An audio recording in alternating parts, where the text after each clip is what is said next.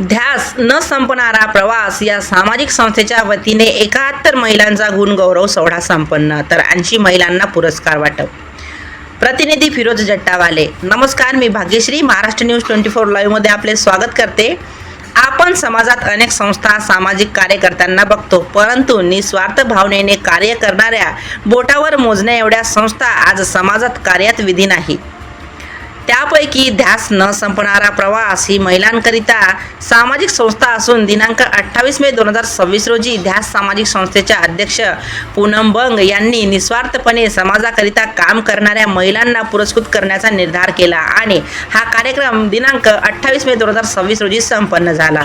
या कार्यक्रमाला महाराष्ट्रातून विविध जिल्ह्यांमधून विविध सामाजिक कार्यात अग्रेसर असणाऱ्या महिलांनी स्वतःहून हरहुन्नरीने भाग घेतला. त्यामध्ये उद्योजिका, सामाजिक कार्यकर्त्या तसेच महिला पत्रकार आणि इतर महिलांनीही मोठ्या संख्येने भाग घेतला. या कार्यक्रमाला प्रमुख पाहुणे म्हणून ज्योतिताई गणेशपुरे, माजी जिल्हा परिषद अध्यक्षा सौ नूतनताई पिंपळे, आमदार हरीश पिंपळे यांच्या पत्नी सौ जयश्री घाटे, उत्कृष्ट उद्योजिका महाराष्ट्र राज्य सौ पूनम शेंडे, ब्युटी पार्लर असोसिएशन अध्यक्ष यवतमाळ यांची उपस्थिती लाभली. ध्यास संस्थेच्या आयोजक कुमारी पूनम बंग, सचिव रोशनी रेवाळे, कोषाध्यक्ष सौ रीना शिंदे, सहसचिव कल्याणी गडवाले, सदस्य सौ शारदा इंगोले या महिलांनी अथक प्रयत्न केले व शीतल खरे, रुपाली घाडगे यांचे विशेष सहकार्य लाभले.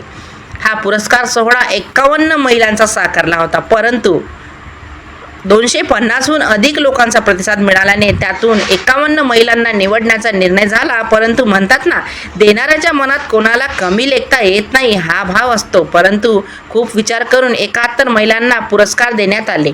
येणाऱ्या प्रत्येक महिलेच्या कार्याची विशेष दखल घेत त्यांनी केलेल्या कार्याला एक आधाराची थाप म्हणजेच हा पुरस्कार असतो. म्हणून हा सोहळा उत्सवरूपी रंगात रंगला आणि सर्वांच्या चेहऱ्यावर उमटणारे कार्य पाहून तसेच हास्य पाहून हा सोहळा समाधानाने आयोजकांनी संपन्न केला. महाराष्ट्र न्यूज 24 लाईव्ह प्रतिनिधी फिरोज जट्टावाले तसेच मी भाग्यश्री यांच्यासह आपली रजा घेते. भेटूया पुढील बातमी सत्रात. नमस्कार. आणि ध्यासमुळं माझ्या मुली आहेत आणि माझ्या मुलीमुळं ध्यास आहे.